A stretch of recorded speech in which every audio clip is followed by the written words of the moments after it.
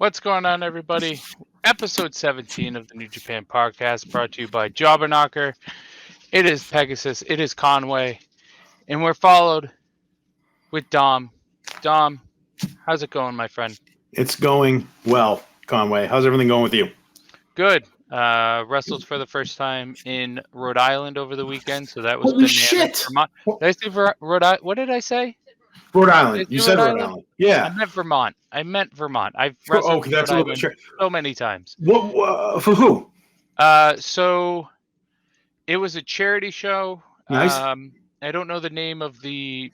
I don't even know if it was under a promotional banner. That's fine. Can you just send me this shit though, like when you work, like so at least I can take a look at it, even when you're on commentary. So Teresa's editing that show. Nice job, Teresa. Yeah, she does phenomenal work. Always. Shocker. And so she's editing that show, and it was a good time. It was the crowd was easy, very easy, which always helped. It. Yep. I wrestled my best friend Tom. Beautiful. Which was we've wrestled a few times before, but this one was probably maybe not our best wrestling match, but it was our most entertaining. Yeah, because like I said, the crowd was easy. Like I did, I told Tom, because so in our car it was me, Tom, the boys, which are my godsons, and Mela, who's Tom's girlfriend's child. Okay. She's also Tara. Her name's Tara. She's also the mother of my godsons. So it was the five of us in that car: Teresa, Tara, Chad Epic, and our friend Rob Vituli were in another car. Nice. But I was driving up. Trip. It was a great, dude. Vermont. I don't know if you've ever been to Vermont. Vermont, I have not been to. No. First time ever going to Vermont. It was beautiful. The snow helped. The snow made it. I'm sure. Absolutely beautiful. But it was funny. The match. I told Tom when we were driving up, I was like, "We're gonna do Jay White versus insert Bullet Club member here from the G1 Climax." And he goes, "So you're gonna tell me to lay down, and I'm not gonna lay down, and then you could get mad?" I go, "Pretty much, yeah." So. That was who the fuck did they do that with? That was when you give them the money, right? It was Chase Owens. Owens, thank you. Yeah, like they did it with everybody, but did you do it? So I didn't do the money, but we did that spot. That's fucking awesome. So what ended up? So I was like, Tom, it's my first time in Vermont. I feel like since you're my best friend, it's only fair if you lay down and give me the win here. And what was the funniest part of me is so the kid, his name was Noah. His mom was in the front row, and I'm like trying to go Tom to lay down, and my other really good friend, he was a tag partner of mine for a while. His name's Buck DeRoss. He was my manager for the night. So I'm trying to go Tom and laying down, blah blah blah, and then Buck goes, "Conway, you're the bigger man. You should lay down." I go, "Buck, that's an amazing idea." So I go to lay down, and like I said, the kid's mom was sitting in the front row, and she just goes, "That's not how we do things here." And I'm like, "Whoa, it's we're best friends. It's fine." So I lay down. Tom starts to like slowly go down, and then I go to roll him up, 1-2 kick out, and then the match goes from there. It was. I fucking love it. And the best part was, as soon as I said, "Tom, I think you should lay down," the crowd was booing me. It was like the whole. Boom! Light that wick, baby. Light that wick. It was one of the most easiest matches I've ever worked from a story. There was a few mess ups, but I mean that's gonna happen. They don't. I mean, yeah. But I wish we could have spent a few more days in Vermont. I think now after seeing it, I think I want to spend a weekend up there doing something. Wow. Check out Ben and Jerry's or something. I don't know. Fuck yeah, dude. But it was a beautiful time. So That was my weekend. Glad to hear it. but before we get to Wrestle Kingdom, very, very tragic news hit the wrestling world, and it was very tragic for me personally. I mean, it's funny, Dom, because it feels like wrestling. When somebody passes in the wrestling business, it feels like it hits harder than any celebrity or anything like that. Like the Guerrero, Benoit, 100%. almost any other passing in wrestling just feels, and especially when they're active. And I'm a fan, and this one hit me, right? So, but I didn't want to say anything on like social because I feel like I don't know.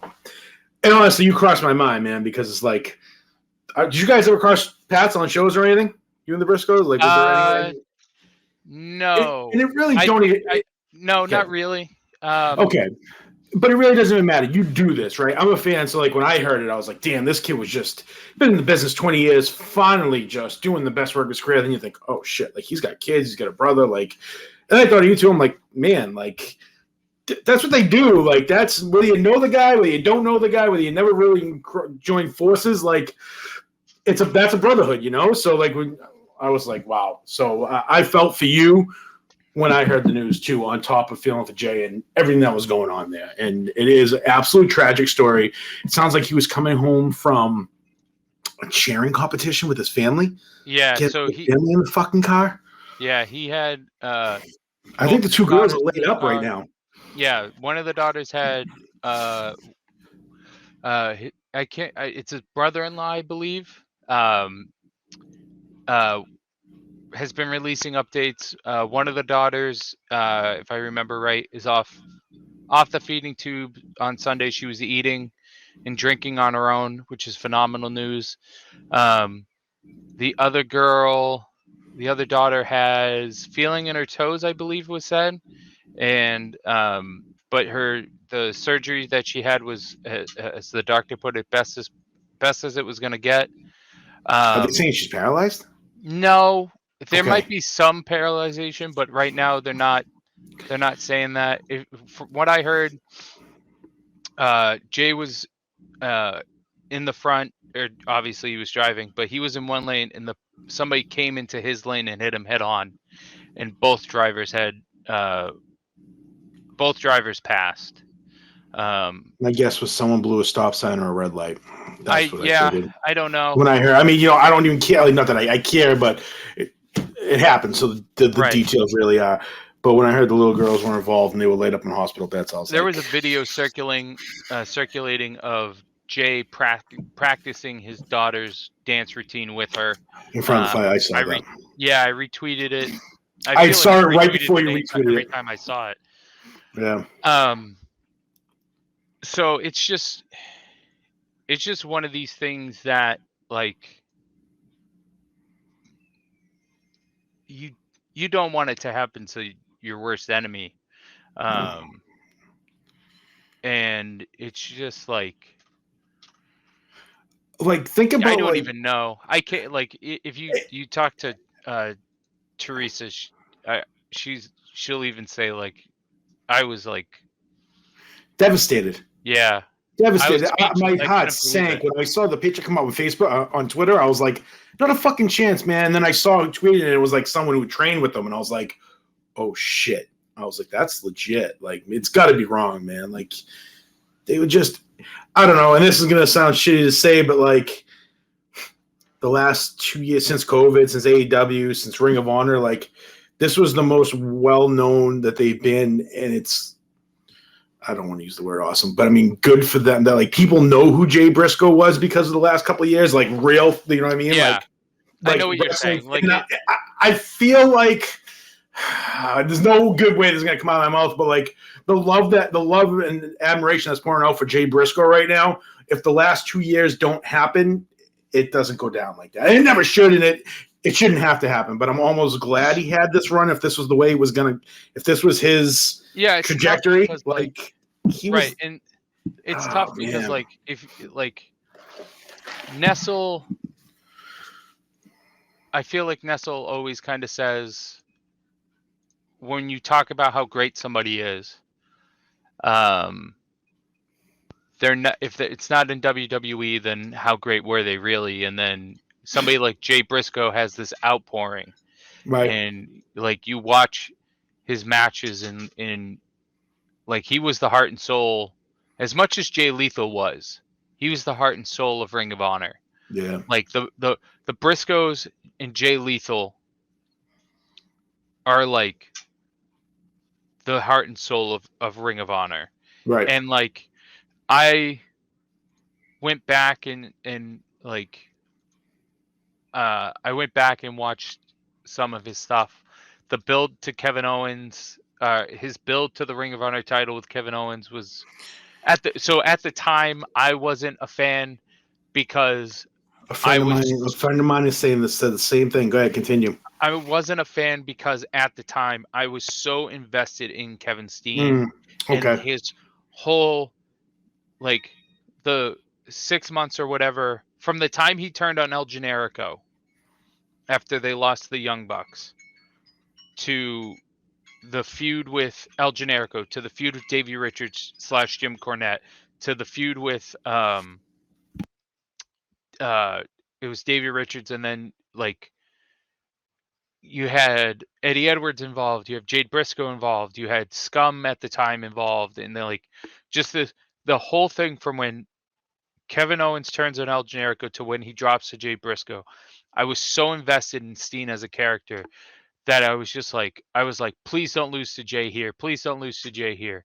And it was not anything against Jay. It was, I don't want I don't want the party to stop, because I just thought that was, and this might be a little controversial, I thought that was Kevin Steen's best work ever, regardless of the company he worked. I just I'm thought it sure it was is.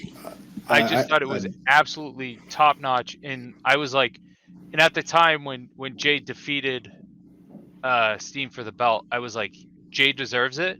Jay has done a lot for this company. He was the first person. He was the first match on the show. Wow. All that. Yeah. But I was like, I was just not about that life. And then rewatching it, I was like, that was the right time. If anybody could have done it, or anybody should have done it, it was probably Jay. If it So at was what either Jay year? Briscoe or Jay Lethal, one of the two. What And year does I that happen? would have been Like 08, 09? 10, 10, 11. I was in and out of Ring of Honor. I'd pop into shows here and there. I didn't watch them consistently, even though I probably fucking should have. I would have loved every second of it. But I do remember KO being there. I saw him wrestle for them in like 09. So that's my issue with Deep Rise with Final Honor Countdown Club. not everything's there yet, right? Not everything's there, and I'm like to me it was so okay, so Tyler Black drops to Roderick Strong in 2010, and then we go Roderick Strong to Eddie Edwards, which I was so ecstatic for. Eddie Edwards into Davey Richards, which I was so ecstatic for. Great. Kevin Steen holds the camera, or holds the title from 2012 to 2013. Holds it for 328 days. Wow.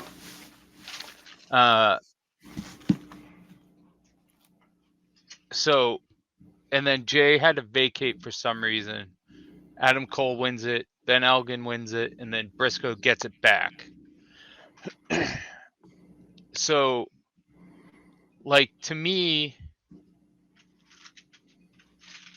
that was the prime.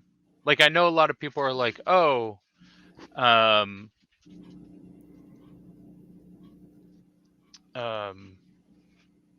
this is the prime Ring of Honor. This is prime Ring of Honor, whatever. And I'm like, no, it's actually like 2012. It's like 2009 to like 2000. Probably 2013 15, 16. Wow.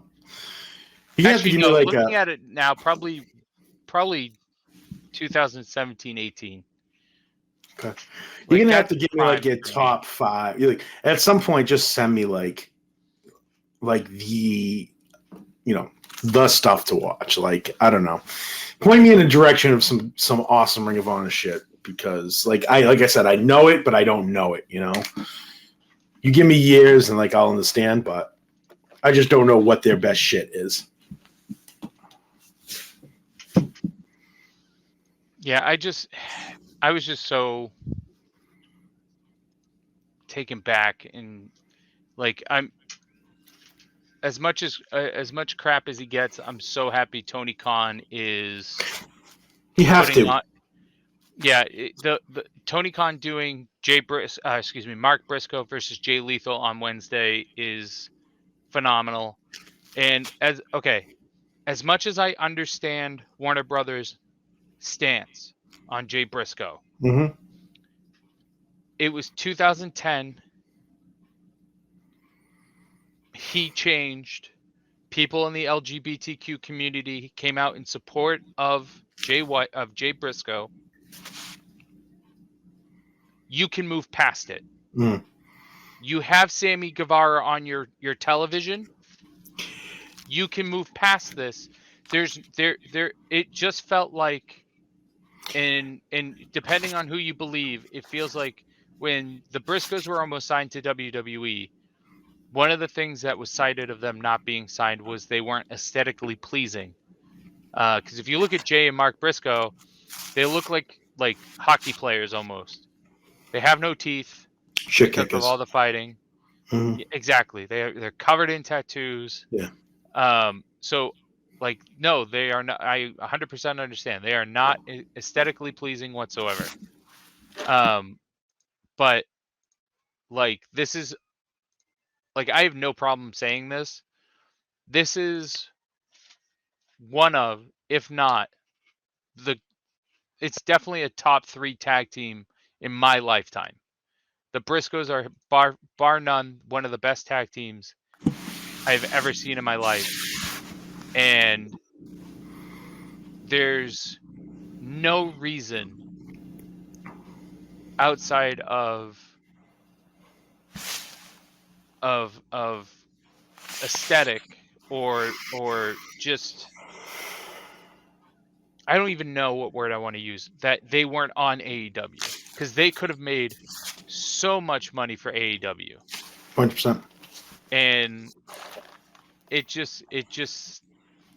it sucks that it took this for Mark or Jay to get on AEW television. Well said. Well But said. um in the description for the video, if the charity fund is still going, I know they surpassed their goal. Um, they wanted, I think they were asking 200,000. Okay. And last time I checked, they were at like 243 or something like that. So they've surpassed it. I don't know if it's going on still. I know Pro Wrestling Tees and AEW / Ring of Honor put out a Jay Briscoe memorial shirt. That will be linked in the description. Cool.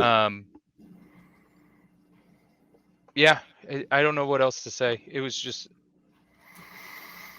Untimely, tragic, devastating. and fucking sad. So fucking sad. Yeah, okay. Okay. So, Wrestle Kingdom. Wrestle Kingdom. My favorite time of the year. My favorite time of the absolute year. And I will say that my immediate thoughts were this was a typical, I don't even know if typical is the right word.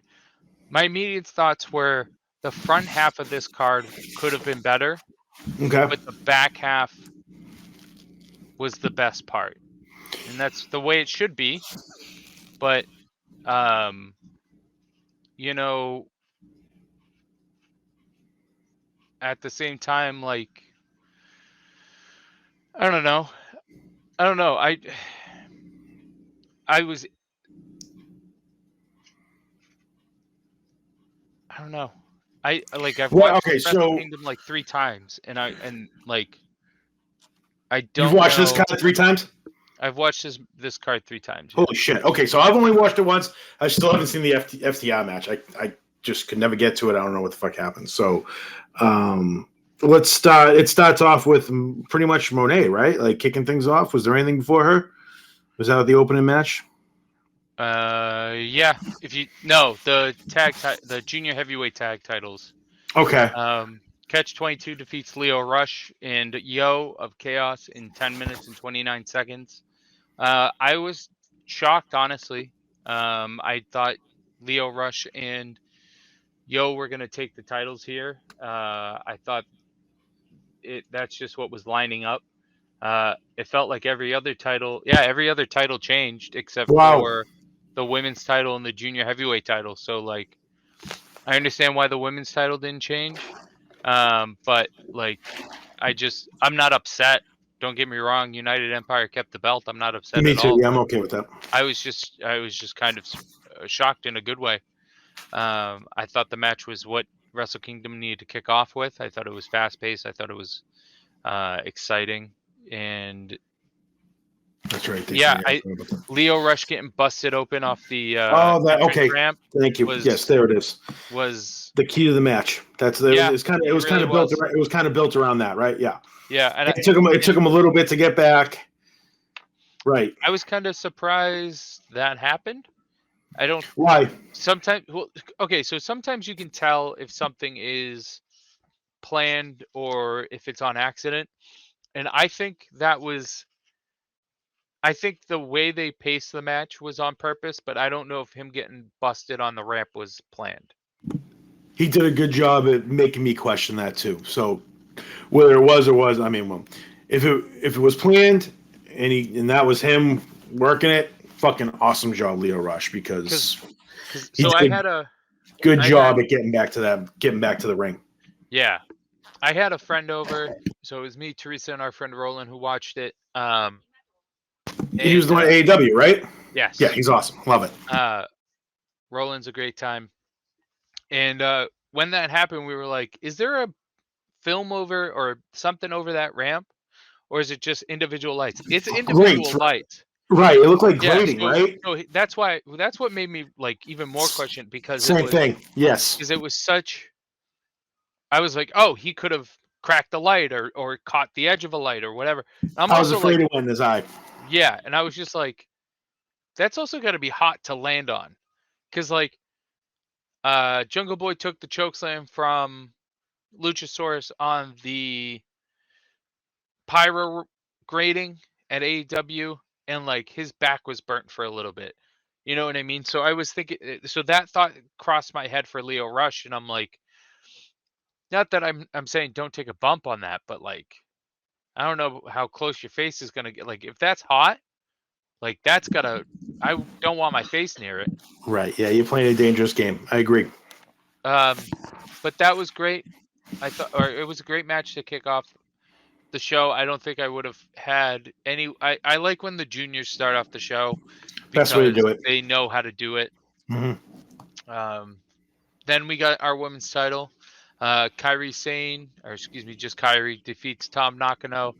5 minutes 47 seconds. So we'll go. I'll be saying every time for each match, but like this, the time for each match, like how long they took. Yeah, okay. And like, I don't think it's weird, because I know I was talking about before how Wrestle Kingdom's when you go all out, and that's when you show how your cardio, and it's a big pay-per-view, blah blah blah, and like how WWE, their pay-per-views go for 4 hours. And I know that was one of my things last time, but I'm not saying that every match needs to go 15, 20 minutes, but they should at least go 10. So it feels like 10 to 12 is the sweet spot. Like, right. if you want to get your story in and get you, yeah, I would say 12's the like the minimum. And I thought for the first time you're having the IWGP Women's title defended on Wrestle Kingdom. I thought this time being 547 was a bad look. It definitely felt 547. They went very fast. They hit all the big moves early. But I think this match was hurt by everyone knowing Mercedes Moné was going to show up, and everybody's like, skip the match, let's just get to this. And the girl and Kyrie and Nakano went, okay, we're just gonna them taking a back seat to a possibility. You're right. I absolutely agree with you there. That's not a great look for New Japan. No, not a great look. Right. And it's not going to be the case every time, but I don't know. I was just like, I don't know if I don't want to say you did Tom Nakano dirty, but I think you did both those women and the title dirty by going that short. That's a fair assessment.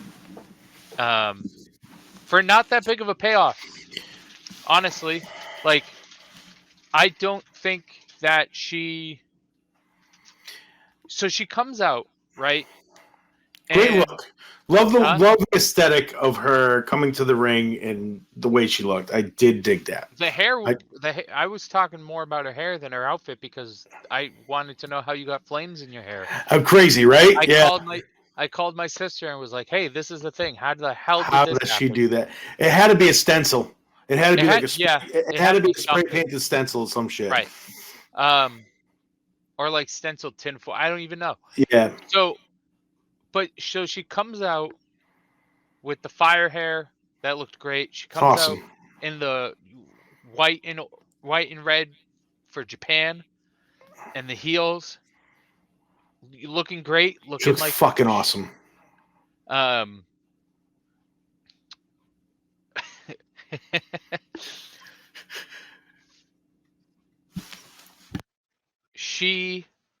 Here's my only complaint about her outfit.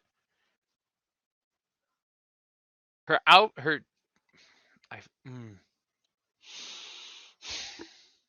feel bad. I think I have an idea where you're going, but if I'm wrong, I'm gonna feel like an asshole. But go ahead. Okay. Because she's not Asian? No. Okay. Nothing about that. Nothing about that. Nope, nothing about is that bad to say? Should we exit that out? Like. So here's the thing. Your husband makes gear. Your husband makes top level gear. Okay. He lives with you. He knows your sizes. Okay. Why are the cups on your top bigger than your chest? There was a gap. Did she go like Madonna? Like, I don't know. There was a gap there. A gap. And it's like she wasn't it just didn't look like the top fit her. Okay. That I didn't notice. Okay. Like it's just I thought you would go down the road of her like really dressing Japanese style and not being a part of the culture. I thought that's where you were going. Fine. I didn't know if that was good or bad. If you are not Japanese and you want to wear a kimono because they're comfy or they look cool, go for it. Awesome. I'm just saying. I apologize if I offended anyone. You're going to look better in something that fits you because people aren't going to notice anything. But if you're wearing something that doesn't fit you, then people are going to notice. Like, and here's my other issue. She hits that move. Yikes! Which I've seen. It looks awesome. It looked awesome. What she was trying to do it looked like it would have been awesome if she hit it. If you saw the move, because there was a video floating around of her hitting it, and then independent wrestler from GCW, Tony Deppen, he hit it. Deppen. He uses it? Deppen, he posted a video of him doing it in the backyard years ago. So he was like he made a joke post or maybe a serious post. I've never met Tony, so I don't know That's about his deal, though. You don't know if he's right. right. Yeah, So that's why I like fucking love him. I don't know if it was a joke or a serious post about like her stealing the move, but it's wrestling, so everybody steals everything. But like I have no problem with you wanting to hit a move and making your impact known. That's fine. Maybe not what you should always do, but it's something you can do. It's fine. Don't do it in heels. She's in these stiletto heels that Dom, how many times have you stood in a ring? Twice. Maybe. Okay. Was it cushioned? Probably no. It didn't feel like it. No, they were like. So there are some like there was a company out in Rhode Island called XWA. They had what I called a Tempur-Pedic on top because it was a very soft ring. Mm-hmm. But when you stepped on it, it was like stepping on a mattress. Oh, your foot kind of went in. Right. I don't think that's what New Japan does, but I wouldn't be surprised if there's a little give to that mat. Gotcha. So walking in heels, you should snap a fucking ankle and blow the whole thing. That's what I'm saying. That's what I'm saying. Like if your plan is to hit a move, don't wear heels. Wear flat-footed. Wear like pumps. Wear something else that. Because here's the other thing too. If they practice that move in training, because there's been a lot of videos posting of her doing training in Stardom, some photos posted of her doing training with Kushida recently. If you're doing training, right, your height, you're practicing with height on flat-footed wrestling shoes, because wrestling shoes are very flat, wrestling boots are very flat. So your height is a factor in everything. There's been times where I've been going over stuff with somebody. I've stood on the top rope, and because I'm going to do something, and I'm like trying to minutely move them, so I know where I need to jump to. Height's a factor in everything. Okay. So if you are practicing these moves and you're both flat-footed, and you're like, okay, we've got this down. And then you come out and you add 2 inches. 12 inches or whatever. Maybe not 12, but like 5 inches. That makes sense. You're going to throw everything off. And there's going to be an imbalance. They're not expecting it, right? Exactly. Holy shit. It should have been, somebody should have just been, come out, post, say whatever you want, make your presence known, and just have a stare off with Kyrie, and then move on. That's it. Mm-hmm. If you're going to wear those heels, do that, move on. Gotcha. Fair enough. That makes sense. No complaints here. So, like, I don't know. That's where I was with that. Fair enough. And then they're going on to. They're going to do a match at Battle in the Valley, and I hope it makes up for it. Fucking awesome. It should be. Like I said, in ring, I've never been the biggest Sasha guy, but if she wants to show out, if she really means everything she's saying, then she has no choice other than to walk in Battle in the Valley and blow everyone's fucking skulls. So exactly.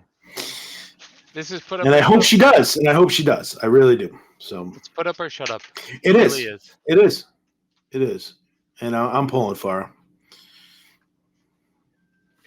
All right. And then you said you didn't watch it, but we had Bishamon versus FTR. I know. Of all the fucking matches, too, I just, for some reason, didn't get to it. And I don't know. After we didn't get to this, I kind of just fell by the wayside. But was it a good match? How was FTR? So the match went 10 minutes, 10 seconds. It just came in the draw, pretty much. Bishamon defeated FTR, which I thought was... Yeah, we all kind of saw it coming. Yeah, I think they were just dropping... Like I think I said on the preview show, I think they were just dropping on their titles and taking time off, all that stuff. So nothing special. No, but it wasn't bad. I thought it was a good FTR match. Because they had one with, I think, United Empire a few months back, and it was fucking awesome. I think they were like 40 or 45. Maybe you should end up. I don't know. So I wasn't sure where they were going with this one. Yeah, I think it was. I think I liked it. It was a good match.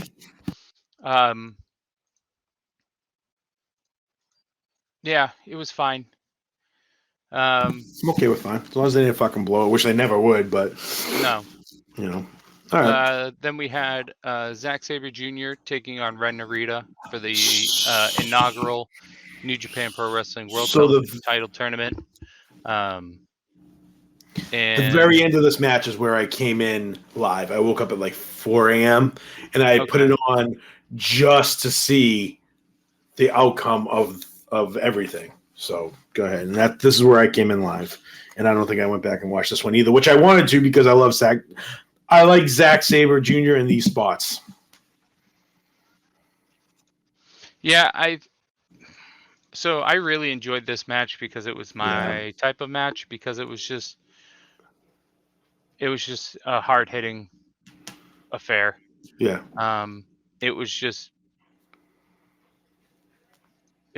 beat 'em up, and that's what I thought this match was gonna be. So you said that, like, not a lot of technical shit? No, that's what it is. It's all technical. Okay. Like, Okay. It's a I thought they were going showcase. like at it. I was like, wow, that's all right. That makes sense.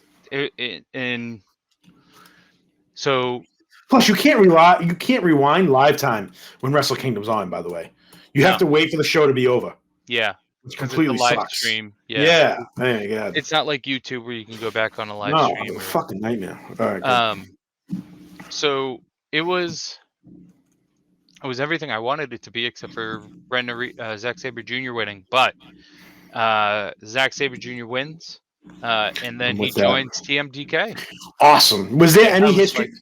So that was my intro to Wrestle Kingdom this year. As I put it on, and there he is on the fucking ring apron with TMDK, and I'm like, what the fuck is going on? So I go to rewind it, and I can't find out, and I'm fucking pissed. So is there any history there?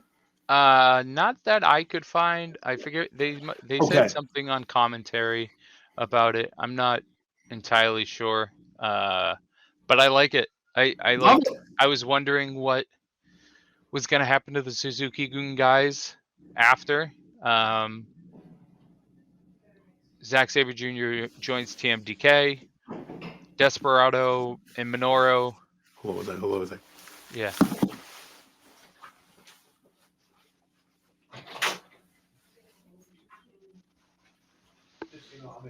I'm off, but if you hear me screaming, it's all right.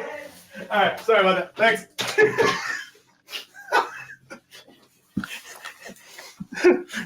They came. There's like an activity room right outside this door, and they came in to do their puzzles, and I could hear chairs moving around. I was like, "Let me just take a peek." Hey, you were fine, Gabs. Yeah, we're both being loud tonight.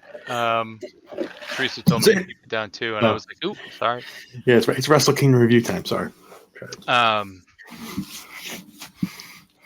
El Desperado, Minoru Suzuki are sticking together. It looks like they're trying to recruit or get on the same page with Ren Narita. Gotcha. Doki, Taichi,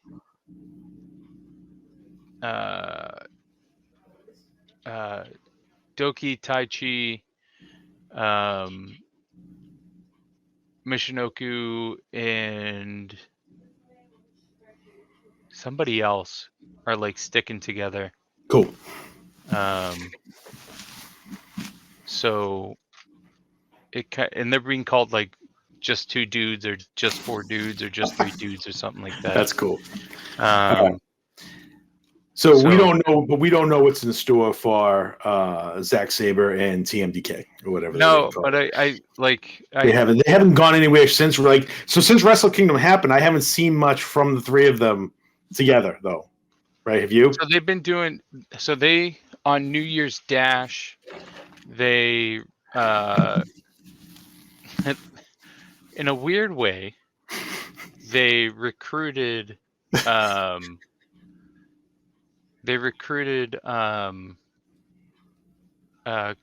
Fujita. It was kind of. I say it was a weird because they kind of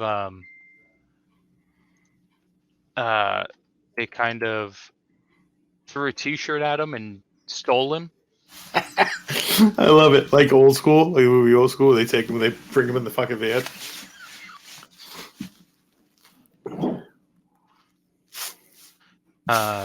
Yeah, they kind of like dragged him to the back. It was absolutely, it was bananas.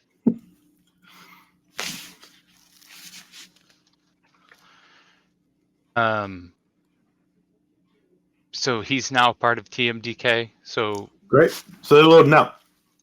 Yeah. Let's go. So yeah, they're loading up, and it's fine.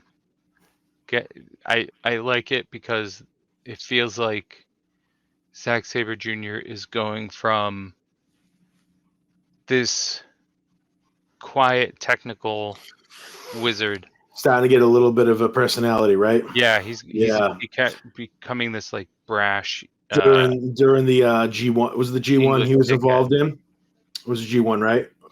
He was a dick. Yeah. Yeah. His personality started to show in the G1. I was like, I like that. There it is. Because like his in-ring style is hit or miss with me, and I get it. He's awesome every time. But it's like there's only so much of that style I can do every time I see you. But if you're gonna develop a brash fucking attitude, even like almost like I didn't see much of like D-Bry's like heel shit and like Ring of Honor, but maybe towards like that idea. I don't know. Like he was kind of a dick when he was a heel in there, right? I've ever seen some highlights of him just being a complete fucking asshole. Yeah, where. I mean, I don't know. I don't remember much of I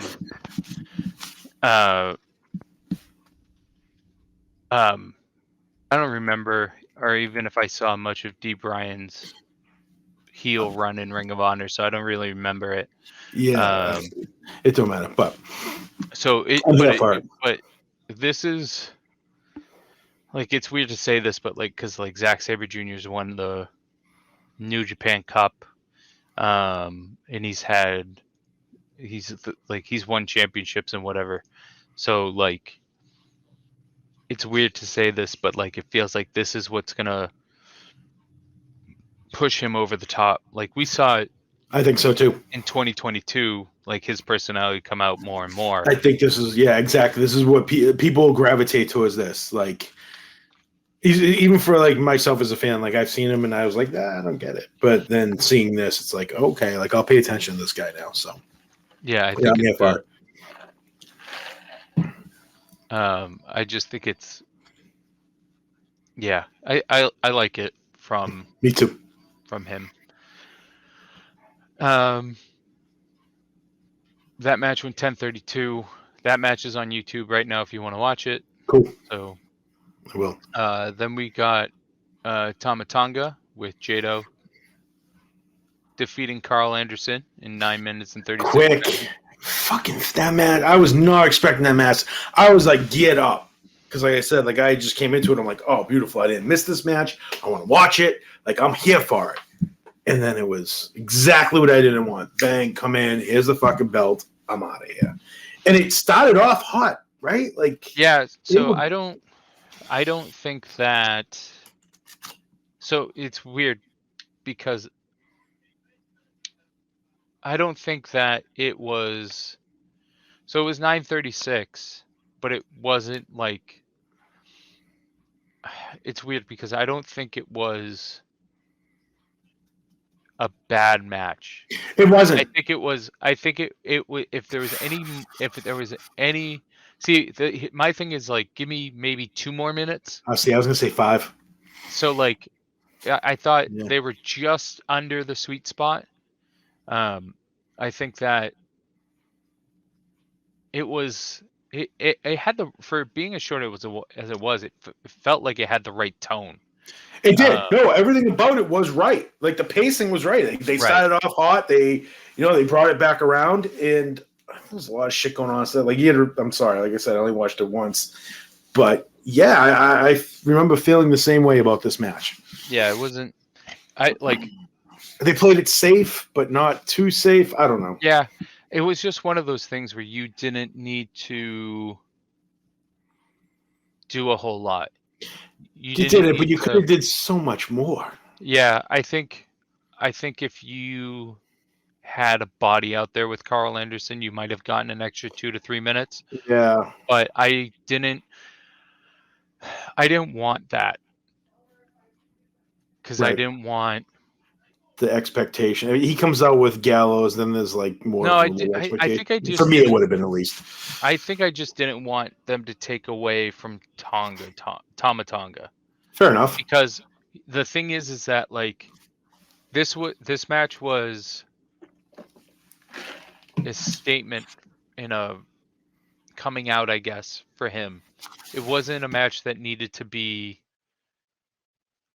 It didn't need to be a 20-minute New Japan Classic. It didn't need to be full of WWE Gaga. It just needed to be Tama Tonga taking on his mentor on the biggest stage and defeating him. And that's what it was. And then if you watch the backstage interview with Tama Tonga, Carl Anderson gives him his due and whatnot. And like it to me it wasn't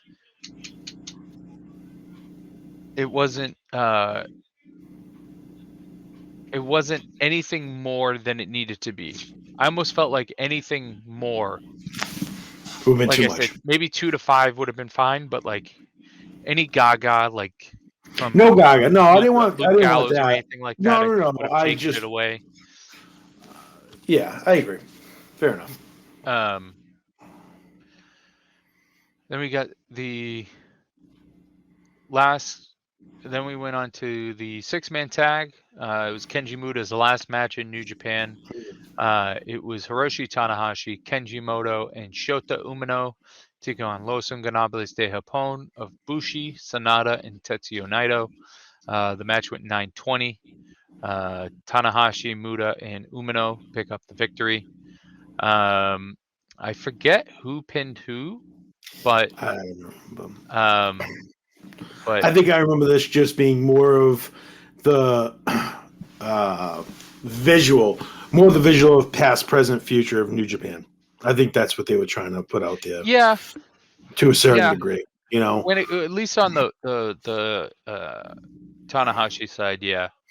Yeah, I know Tanahashi's honestly he's on the way out too, but I think that was what they He were just going for. re-upped. Huh? He Did just he? re-signed. Yeah, he re-signed with New Japan. I don't Good. know the terms, but he just re-upped. He's a presence either way. Like sometimes gets in the ring and you're like, oh man, like you can see it. I can see it. I can see it, and it sucks. But everything getting to that point, he's such a fucking star, man. Like he's Jericho right now. Wow. Like the matches aren't always great, and you can see it, but you still want to see him out there. You still want to see him perform. He's just like it's polarizing. Like the minute he walks through that curtain, his music hits, and he's just get up. I'm like, wow. Just yeah. I think this is Tanahashi's last contract. Yeah. If I had to guess, I would say 5 years. That puts him at 2028. Right.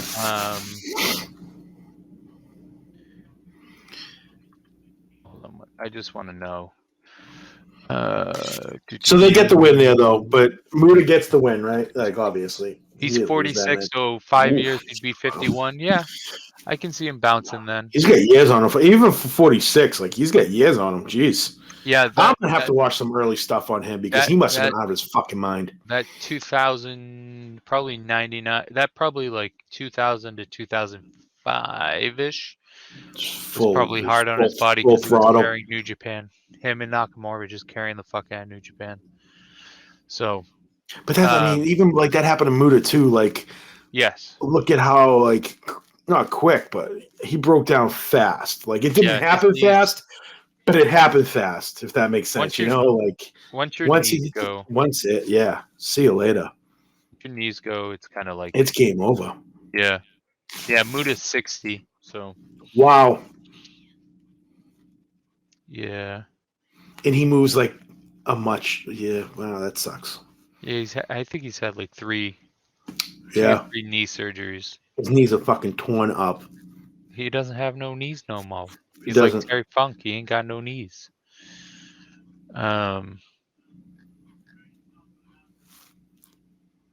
Yeah, I was trying to see if they had like his injury history, but they don't. This match was very fine. Well done. It was. That's exactly what it was. Fine match. Did what they had to do. Get in, get out. Come out of the dugout, tip the hat. See you later. But this match kind of has had ripple effects after, because we have Shota Umino defeating Naito a few times, or not a few times, but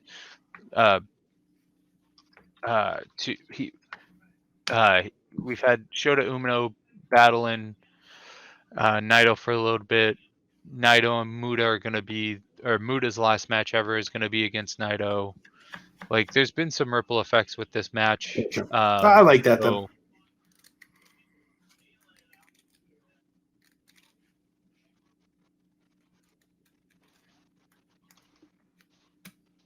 So it's one of those things that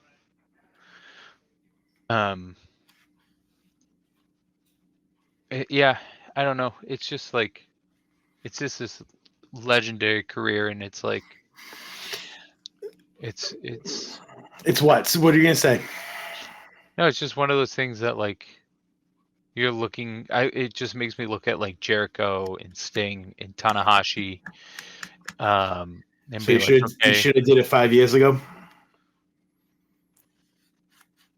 No, I'm just thinking, like, to me, it's just like, sad that they're leaving.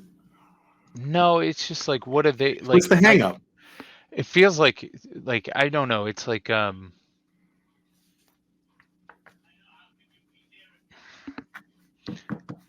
don't think they're gonna get this send off. Tanahashi might, but like, I think Jericho might just bounce into the sunset. Sting's gonna want to bounce into the sunset. Like, he made an interesting comment after Noah. He did, yeah. I don't know if you saw that, yeah. Yeah, and like, to be fair, that was his first time in Japan in like 20 years or something. I was thinking that when he walked through the curtain, I was like, when the fuck was the last time he was over there? So like, it was wild. And Darby, what a fucking, I know we're jumping ahead, but what a spot for Darby, man. Like, and he had bye-bye on the skateboard. Like, I'm very on the fence with Darby Allin right now. I'm starting to lean more in his corner, man. Like, seems like he's doing everything right. Well, that's the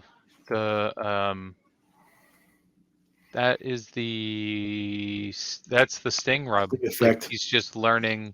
Yeah, the Sting. And that's me being a Sting mark. Like, oh, he's giving him all this knowledge. Like, not that I have to like this kid, but how do I not like this kid now?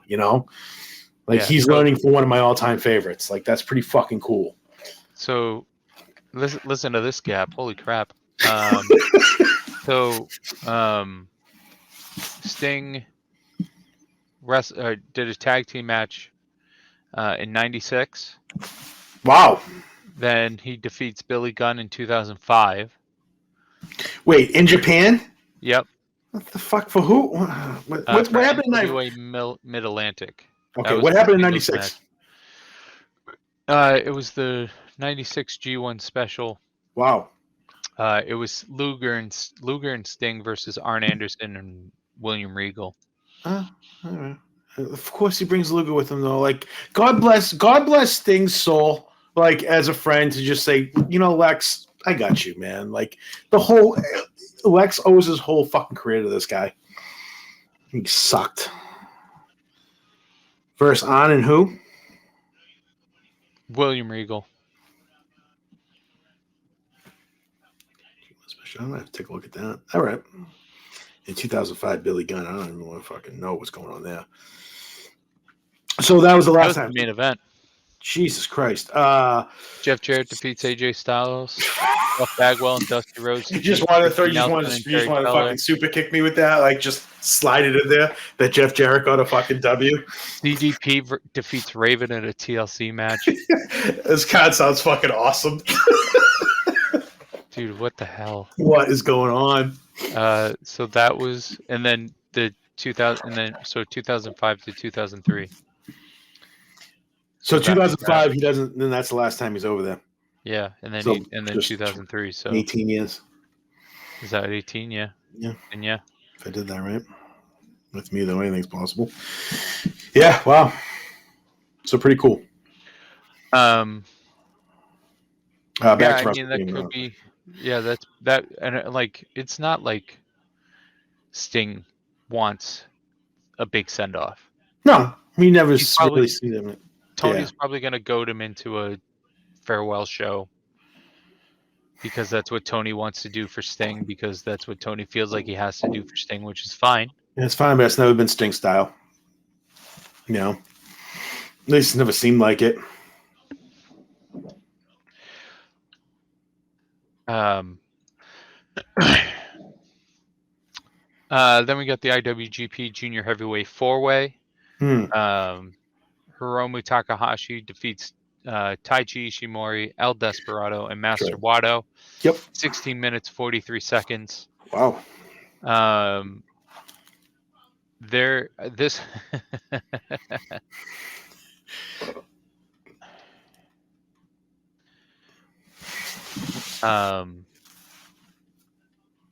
there was a few times where I was like, there was a few times where I had a panic attack because I thought not El Desperado, Master Wato was gonna win, and I was like, I didn't want that to happen at all. I was with Ishimori or the one that won Takahashi. Takahashi, yeah. Yeah, I'm okay with either one of them walking out with gold in this one. Like, I love both those guys. So as long as it went one of those two ways, I was happy. Yeah, I mean, it was a good showing for Master Wato too. It was just like, it was a good showing for Master Wato, but at the same time, like, there's no way you're beating Ishimori or Takahashi at Wrestle Kingdom. I agree. That's how I felt coming into that one too. It was a 2-man race for me. Yeah, New Beginnings or Sakura Genesis or one of those rando shows, fine. Right. But Agreed. not Wrestle Kingdom.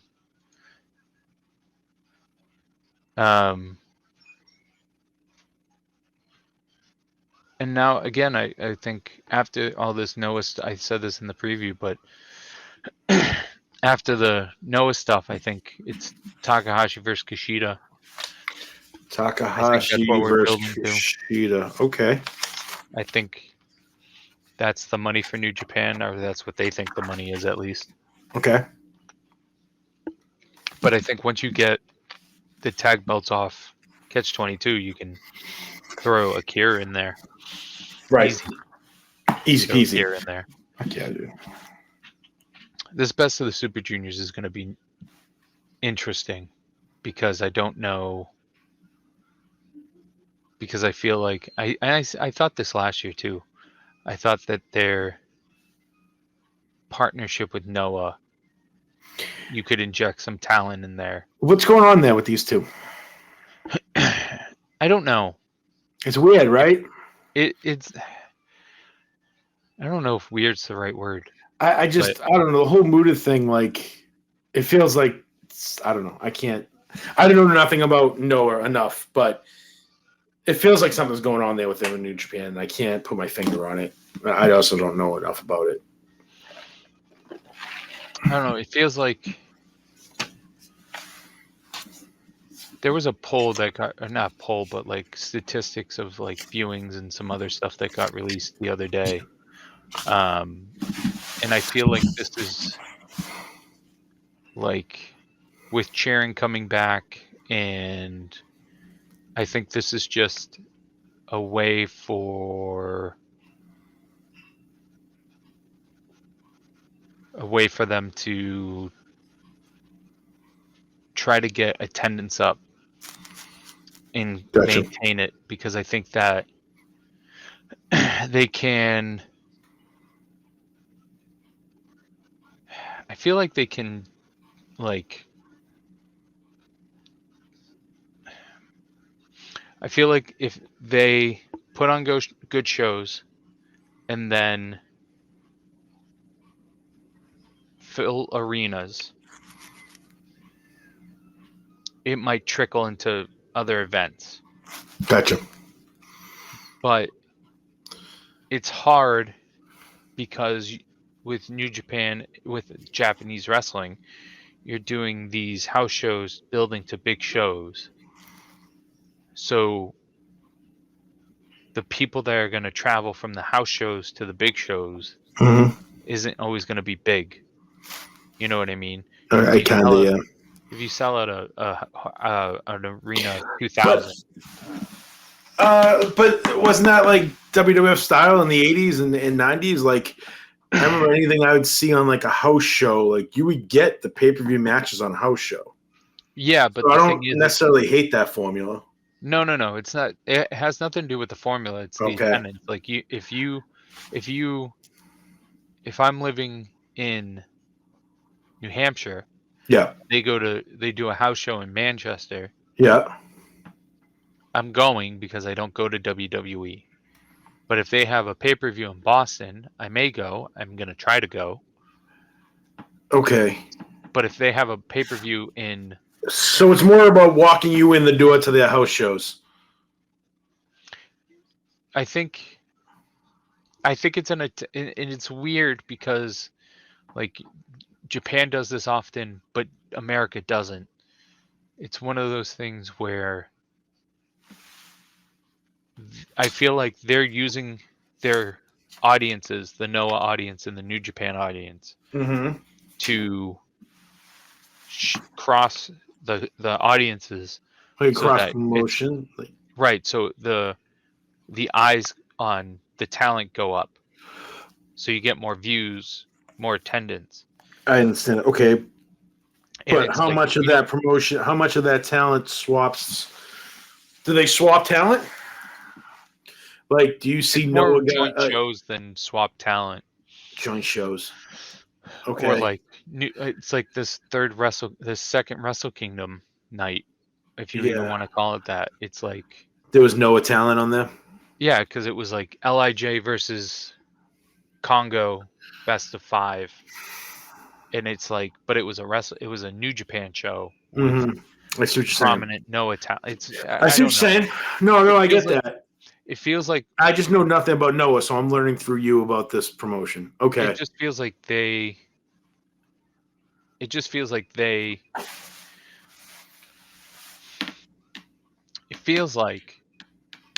this in the beginning of the year and then don't talk about it till the beginning of next year. Gotcha. When I feel like it's more beneficial to do it throughout the year. Keep it continuously. Keep that momentum continuously rolling. Not like every show, but like maybe do like these shows and then throw somebody in the best of the Super Juniors, throw somebody in the G1, throw a tag team in the World Tag League. You know what I mean? Like, yeah, I'm with you on that. So, yeah, I get you. That's it, really. Okay. And then we're moving on to the match of the night. The IWGP United States Heavyweight Title match. Kenny Omega defeats Will Ospreay in 34 minutes and 38 seconds. And what was the time on that? 34 minutes, 38 seconds. 34 minutes, wow. It was longer than one of your soaps. I'm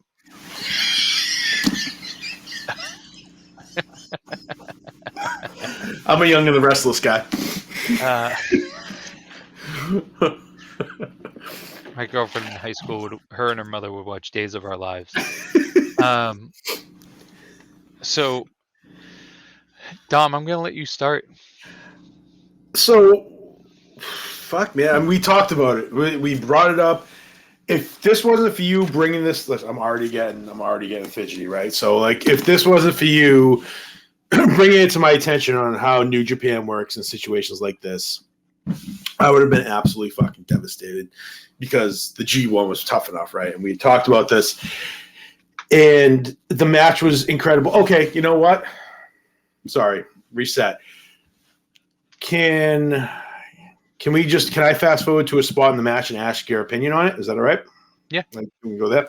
So the exposed turnbuckle spot, right? Which one? I think it's the first one. Kenny's maybe got him up on top. The turnbuckle's off. I think DDT him or something. Oh yeah. Ospreay eats the turnbuckle somehow, some way. I forget how. Falls to the outside, completely lifeless. Right? Ospreay is down, not moving. They shoot it from above, and I'm like, whoa. That moment in the match, this for me, I don't know if this is how you are. Moments in matches, sometimes I'm obviously going to love this match regardless, beginning to end. But when moments in matches happen that make you go, okay, now we're going, right? That was it for me. Shooting Ospreay from the top. He is out. Commentary's like, oh, shit. People have kind of surrounded him. And then he gets up, and he just starts acting like a baby face, but I fucking hated it.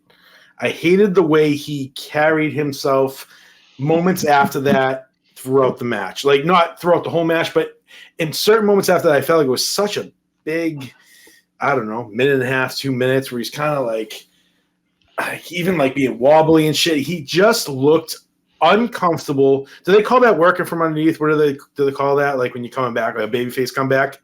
Yeah. I don't know. Is that what it's called? I don't. Yeah, just a comeback or Just a comeback. Okay, so yeah. that comeback for me was like, fuck. Like I was up, and then he kind of like I didn't really love the way he handled it, and then I kind of like sat back down and watched it. And the rest of the match was awesome. This match was incredible, but that moment of him going down lifeless like was so fucking good, so good. And then the way he handled it after. If there was anything I could ever change about that match, it would be that right after that spot. Other than that, him losing, it's unfortunate. I hope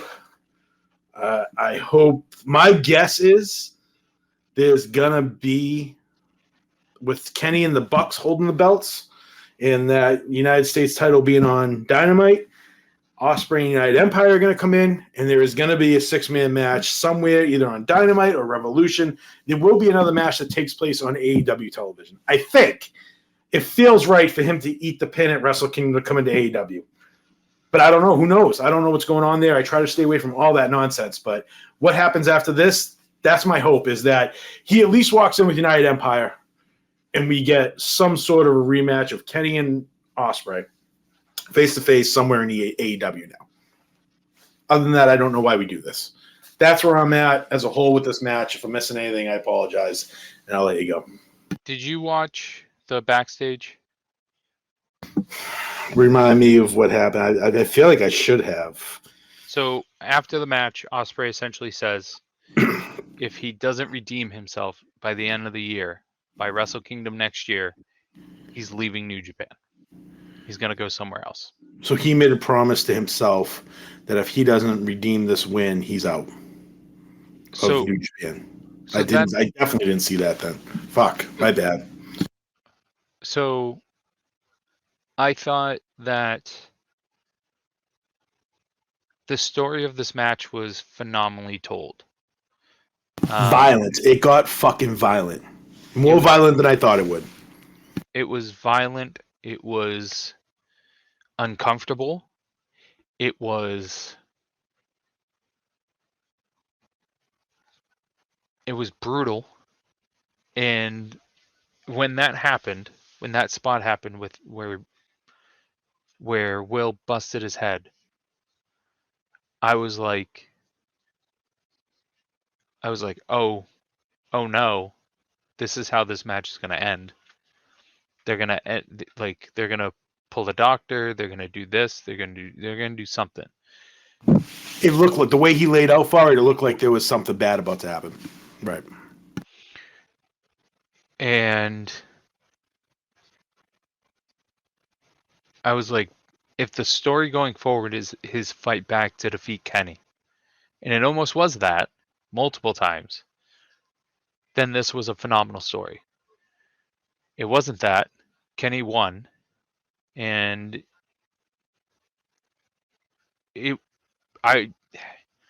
it took me out of the main event, and it made me, and we talked about this. So I was very invested. It took me out of the main event. I had to watch Jay White and Okada. I watched that match 4 times because I needed to like just Get the taste out of your mouth. yeah. So I was furious because I don't understand how you fuck Will Ospreay so often on the big stage. And like he's won the IWGP World title at Sakura Genesis. And that's a big stage. So, but to me, like like this, like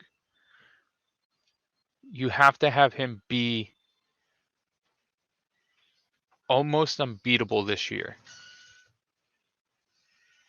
to lead to a Wrestle Kingdom win. And I was talking about this to Teresa on the way home from New Hampshire. My feeling with Will Ospreay this year is that he is going to feud with Taichi, which is already taking place.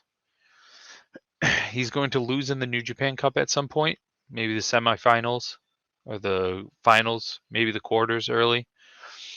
He's going to middle for a little bit, still have great matches, maybe challenge for a title or maybe have a rematch with Kenny. I don't know. Maybe do what you said, go to AEW. And then once G1 season comes up, I think he's going to win his block and defeat Okada in the finals of the G1, and then defeat Naito on the main event of Wrestle Kingdom for the IWGP title. And I say Naito because I don't know why I have a feeling that Naito is going to have a big year this year. It already feels like he has a big spotlight on him. He had the 6-man we talked about earlier. He's got Muda's last match. He had the big match with Kano. He's been in big spots. And we're not even into February yet. Right. So, and yep. Okay. So there's just, I have this feeling that maybe Naito wins the New Japan Cup and defeats Okada, or somewhere in the middle of the year defeats Okada before the G1. And I just have a feeling Naito is going to he's going to walk into Wrestle Kingdom as IWGP champion. And I think that I just have a feeling that this year that's my layout for New Japan this year. Okay. Is Naito dethrones Okada, Ospreay wins the G1, and then dethrones Naito at Wrestle Kingdom.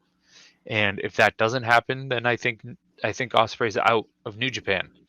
I think so. Where he goes from there is probably AEW or WWE. It's one of the two. They made his road to recovery a lot longer by what they just did with Kenny Omega. And hopefully there's a reason for it. I don't understand it. But to eat the loss he did last summer at the G1 and then eat this at Wrestle Kingdom, that is a lot. I get wins and losses. Like it does matter. I'm sorry. It matters. And yeah, he absolutely he got demolished. He got completely fucking demolished on 2 of their biggest stages. And I don't know why. And it sucks. Yeah. Because he's done nothing but bring eyes to even like Jobberknock guys. Like, oh, like, yeah, this kid really is fucking legit. Like, everyone's recognizing him now. Yeah. When that changes, he's been doing this for a long fucking time. When that recognition starts to change from everyone, you got gold in your hands. Like, figure it the fuck out, because He's a special fucking talent he's a special talent, man. Like, there's no way around it. And I said this going into Wrestle Kingdom, that I feel like New Japan is weary about pulling the big trigger on Gaijin. Mm-hmm. And part of that's Kenny's fault. Part of that is probably past trauma with somebody else. And so... But here's the thing. AEW looks like they was zero invested in him when he came through. Yeah. That's what killed him, too. Like, that killed me for that kid. I'm like, he got the worst fucking showing ever. That's AEW. What are you doing? Those match with Orange Cassidy was great. I'm sorry. They did give him that, and that's great. And that was, and everyone loved it, and awesome. TV shit, though, when everyone's watching, everyone's watching TV. They called Kyle Fletcher Will Ospreay like 3 times throughout that match, or the vice versa. Right. It wasn't an accident. It was purposely fucking done. Conway, go back and watch that match, because I think it's Excalibur doing it, and that's what made me think like it might have been. If it's Excalibur, I'll give you that. Because I'm pretty sure. Like, I can't believe he just did that multiple times. This is. Last year was probably Ospreay's most impressive year. If you watch all his stuff throughout everything, it was probably his most impressive year. I think this year is his most important year. I love that. I fucking love that. You're absolutely right. Personally, professionally, I think it's his most important year, because if you hear the way he's talking after the match, it sounds like it's make or break for him in New Japan, and I hope it's make. So, me too. So we'll see where Ospreay goes from here. I can't see them doing him dirty any harder than they already have. This is about it. Like, that's, I don't know. So I agree. And then we get to our main event, the G1 Climax winner Kazuchika Okada taking on the IWGP World Heavyweight Champion Jay White. Kazuchika Okada defeats Jay White 33 minutes and 3 seconds. This match coming, I think I said this to Teresa and Roland. This match coming after Ospreay and Omega had the Triple H Jericho feel to it after Rock Hogan. 100%. I understand why you put your main title last, but maybe this was one of the times you shouldn't have. The other thing is that's also another credit to Will Ospreay and Kenny Omega, though. Yes, 100%. This match was, I don't know if on the other end of the spectrum from that match, but it definitely had a different tone, a different feel, a different pace. Like, it was just, it was. We talked about it. I don't know if I said this to you earlier. I just felt like they went, we're not going to beat that, but we're going to still have a great match. And they did. They did. Jay White and Okada always deliver. And I think I said it to you when I first watched it, or I found out you won. I was like, it feels like they took their foot off the gas or something. I wish I could find it, but go ahead. It did. They played it kind of safe. And to be honest, I don't think it's not their best match, but I don't think, no. But at the same time, I don't think that it needed to be. I think it would have been harder on them if they tried to outdo Ospreay and Omega. Fair enough. I think that they. But in the same regard, like, for all that shit, they could have. But for all that shit Jay White talks, like, you kind of have to. Right. That was my feeling. Like, right. Going into it after that match, I'm like, if Jay White doesn't kick it into fucking overdrive, like, he's good. I don't know, I felt like they had to fucking bring it here, and when they didn't, I was kind of surprised.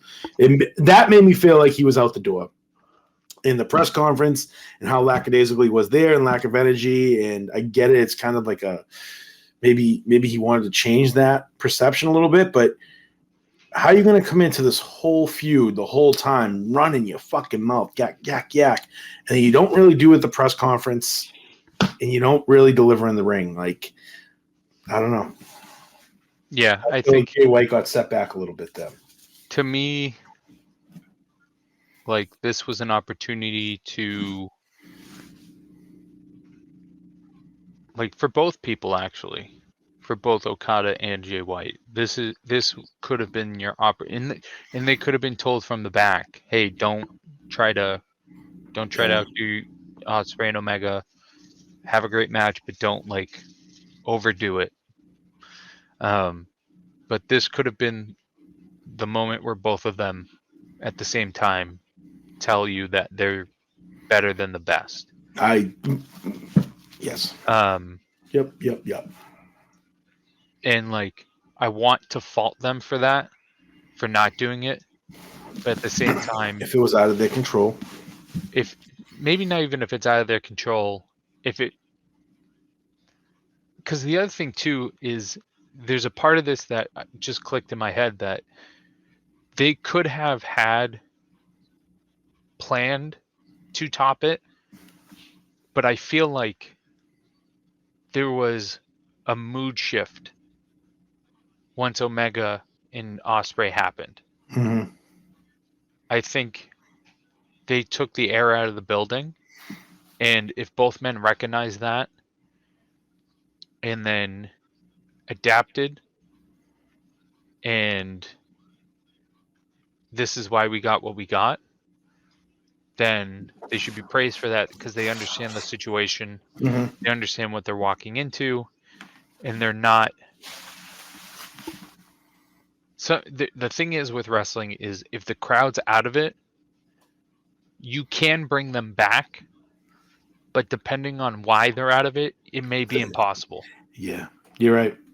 And like I said, for me, I was out of it because of what had happened. Me too. So, like, if the whole arena was like that, or a good chunk of it, no matter what you do, you may not have be able to pull them into it. Good call. You know what I'm saying? Yeah, you're actually gonna make it worse if you don't hit an absolute grand slam.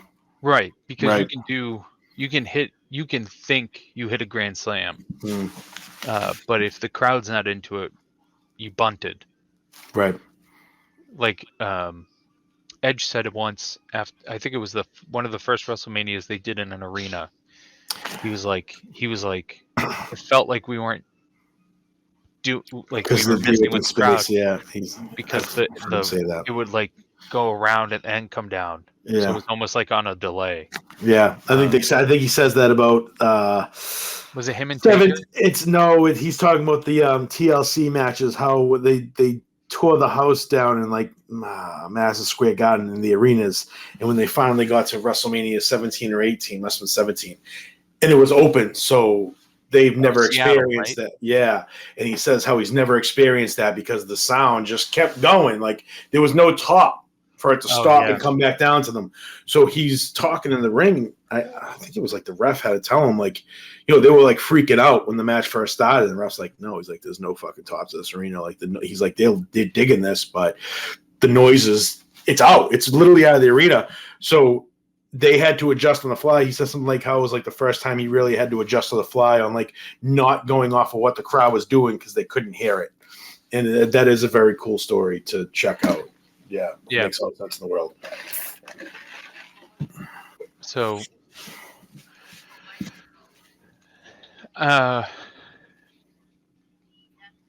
Okada's doing whatever with Noah now. He's got a match coming up with Shingo Takagi for the IWGP title. Jay White has a loser leaves New Japan match with Hakaleo coming up at New Beginnings. This is New Beginnings. They're at New Beginnings. And we'll preview New Beginnings in a few weeks. Yeah. But so we'll preview New Beginnings in a few weeks. Okay. So we'll talk about those then. But you have some old, some new. The one thing I like about New Japan that differs from WWE in to some degree AEW is you don't know what's happening after the big pay-per-view.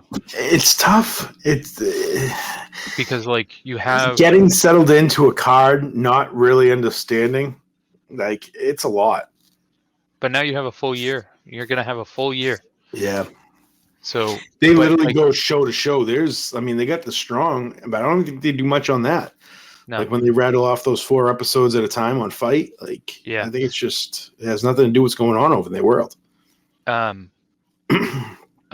So we have Shingo coming up for Okada. Like I said, I think Naito's gonna test. I don't know who's gonna win the New Japan Cup, and that's coming up. That's the first tournament of the year. Where we start that, May? Yeah, February, cool. March, maybe March. Wow, March or April, awesome. maybe. That'd be nice. It's nice in the springtime.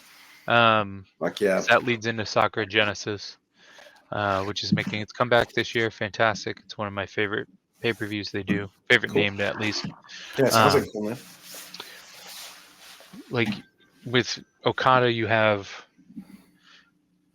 Shingo, you have Naito, you have Ospreay potentially. You have Jay White whenever he comes back to the title picture. You might throw Evil in there. You might throw, I don't know, Tanahashi in there. Yeah. Catch 22. You have Wado and Taguchi. You have Doki and Michinoku, and you could have Yo and Leo again. Like the overarching point is just like with like WWE and AEW are like, okay, I know who the people they're gonna have challenge these people. Mm-hmm. With New Japan, I feel like it's a little the field's a little bit more open. Mm-hmm. I personally would like, and I think this happened last year too, I would like Kenny to lose the belt on AEW, but maybe Forbidden Door 2 if we get one. That would be kind of cool. You got to figure something's in the works if he has that title with him. So it'd be nice. It'd be nice to get a redo or something. I don't know if I want a whole card, but even maybe just a talent to come over on like even a Revolution. I don't know. I don't know if I want a whole card again, but I don't know, something. Yeah. It's just good for wrestling, regardless of how we love the fucking fantasy warfare shit. I know I do. Like, I love seeing promotions fucking crossover. It's some of the most fun shit for me. I get why it doesn't play well and how you really can't base a whole pay-per-view off it because now you're taking your fucking TV time to tell you about shit that no one really knows what's going on. So I get that, but if they can wiggle a couple matches onto an AEW card, fuck yeah, do it. Maybe not a whole pay-per-view, but figure it the fuck out. Yeah, Okada said recently he thinks there should be a Wrestling World Cup. Wow. And he mentioned AEW, he mentioned WWE, he mentioned holy shit, CMML, he mentioned Noah. Like that's cool. He also understands it, like you just said. He understands the logistics. He understands you have to. Not everybody's going to want their top guy to win, and right. And so nobody. The biggest holdup is revenue going over, along with who's going over. So it doesn't look like that's going to happen. And not with WWE involved, I would never expect. As much as we joke around and shit, like you might see me joke around Twitter about like Okada reigns. I know there is zero fucking chance of any of that ever happening. But at least AEW and New Japan, yeah. So figure it out. I've said this before, and I think it reigns more true now. I think that. So 2 things. One, I think you could get WWE to do it with Triple H at the helm. I think if it makes sense, I think if it could make sense in a way, and you're not the biggest issue with WWE, and I don't think it's a talent like who would go over thing. I think it's they don't want to hurt their weekly. Well, you know what I what, man? Now that we're talking about, we kind of glossed over it. And now that you say that, it's the perfect time to bring it up. We didn't talk about Muta and Nakamura. So if there was ever a time to like let us know that like something happened and he was over there, he took the miss from him, right? So Yeah. for anyone that didn't see it, Nakamura and Muta have Muta's final match, I believe. Was that it for Noah? And no, because the Noah right, the bye-bye. I'm sorry. So either way, yeah. So it's Nakamura versus Muta, and what happens at the very end of the match is Nakamura sucks the mist out of his fucking soul, right? It was kind of fucking sick, and you're like, yeah, and then he blows it at him, and I'm like, whoa, like he blocked it a couple times. He even blocked Shining Wizard a couple times. Like Nakamura just kept defending all the awesome shit that Muta did, and then he literally took the miss from him. So like everyone's throwing miss, like everyone's doing it now, and that's great. It's fucking a cool visual. But when you actually get it from the guy that made it fucking cool, I was very interested to see what happened when Nakamura came back home, and if he had a chance to use it on their TV, and if they were going to acknowledge why he's doing this now. We have not seen Shinsuke Nakamura yet. So the first time we might see him from that interaction is probably going to be the Royal Rumble, because at this point, you're not bringing him back to television, right? No, so he's now going that to you be got me, surprised.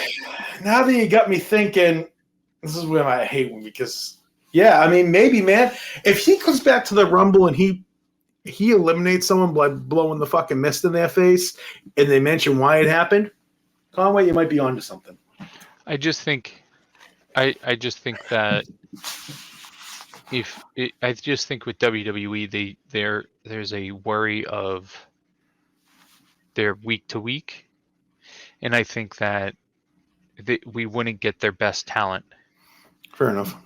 And we might get like Nakamura, like not saying Nakamura is not their best talent, but like they're gonna give you like what they have as their mid card guys. So if they want him to be, what's the word I'm looking for? Like if Nakamura is the gateway, right? Like maybe only the Japan guys come in and work through Nakamura. I'm fucking fine with that.